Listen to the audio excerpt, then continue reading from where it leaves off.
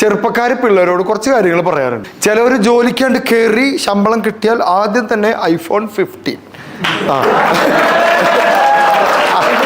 അത് കഴിഞ്ഞിട്ട് 2 മാസം കഴിയുമ്പോ മറ്റേ ബൈക്ക് KTM ഏതാണ് ആ സാധനം, ഡ്യൂക്ക്. എന്നിട്ട് ഇതിലിങ്ങനെ ഇതാണ് ഇവരുടെ പരിപാടി. പൈസ സമ്പാദിക്കാൻ പറ്റണം, പൈസ ഉണ്ടാക്കണം. കയ്യിൽ കിട്ടിയ പൈസ കിട്ടിയ ഉടനെ അതിൽ 40% സമ്പാദ്യത്തിലേക്ക് എത്തിക്കുക നോക്ക്. 10,000 രൂപ കിട്ടിയോ, 4,000 രൂപ കൊണ്ടുപോയിട്ട് ബാങ്കിലിട് സമ്പാദ്യത്തിലേക്ക്. 6,000 രൂപയിൽ വേണം കളിക്കാൻ. 25,000 രൂപ എടുത്ത് അതിൻ്റെ 40% സമ്പാദ്യത്തിലേക്ക് മാറ്റി വയ്ക്കണം നിർബന്ധമായിട്ടും. 10,000 രൂപ കിട്ടുമ്പോൾ 4,000 രൂപ നിങ്ങൾ സേവ് ചെയ്തിട്ടില്ലെങ്കിൽ നിങ്ങൾക്ക് 1,00,000 രൂപ കിട്ടുമ്പോൾ നിങ്ങൾ 40,000 രൂപ സേവ് ചെയ്യില്ല. നിങ്ങൾക്ക് 10 ലക്ഷം രൂപ കിട്ടുമ്പോൾ നിങ്ങൾ 4 ലക്ഷം സേവ് ചെയ്യില്ല. 1 കോടി അടിച്ചിട്ടും കാര്യമല്ല. നിങ്ങൾക്ക് 1 കോടി കിട്ടിയാൽ നിങ്ങൾ 40 ലക്ഷം സേവ് ചെയ്യില്ല. കാരണം ആ ശീലമില്ലാത്തതുകൊണ്ടാണ്.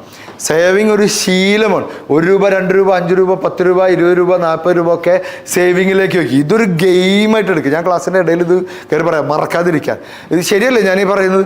ഗെയിമായിട്ടിരിക്കും. ചിലവർക്ക് ശമ്പളം കിട്ടുന്നു, ഒന്ന് ഡ്യൂക്ക് കൊണ്ടുപോകുന്നു, മറ്റേത് iPhone കൊണ്ടുപോകും. ഈ iPhone എന്ന് പറഞ്ഞ സാധനമുള്ളൂ, വൃത്തികെട്ട സാധനം കേട്ടോ.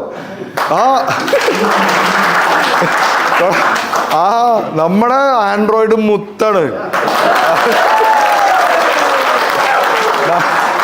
iPhone നമ്മുടെ മുഖത്തെ നരയും മറ്റു ചുളിവും ഒക്കെ കാണിച്ചു തരും, വൃത്തികെട്ട് വരും. അതൊക്കെ വെളുപ്പിച്ചിട്ട് തരും നമ്മളെ. ആൻഡ്രോയിഡ് ചുണ്ടിൽ ചോപ്പ് വേണോ തരാം, കറുപ്പ് വേണോ തരാം, മുഖം ഷേപ്പാക്കണോ തരാം. മുതലാളി പറഞ്ഞാൽ മതി, അതുപോലെ തരും ആൻഡ്രോയിഡ്. അല്ലേ, ശരിയല്ലേ? എന്നെ ആൾക്കാർ സെൽഫി എടുക്കും, ഞാനിങ്ങനെ നോക്കും.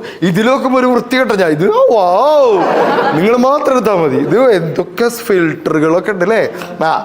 അപ്പോൾ ഈ iPhone എന്ന് പറഞ്ഞിട്ട് ആകെ വാങ്ങിച്ചിട്ട് 2 മാസമേ നമ്മളിത് കൊണ്ട് നടക്കുള്ളൂ. iPhoneൻ്റെ സ്ക്രീൻ എന്താ കേടാവണത്? ഈ എംബ്ലം കാണിക്കാൻ വേണ്ടി ഇത് കമിഴ്ത്തി വെച്ചിട്ടാണ്.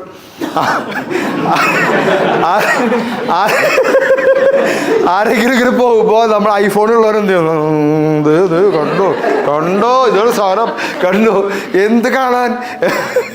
iPhone എൻ്റെ ഉണ്ട്.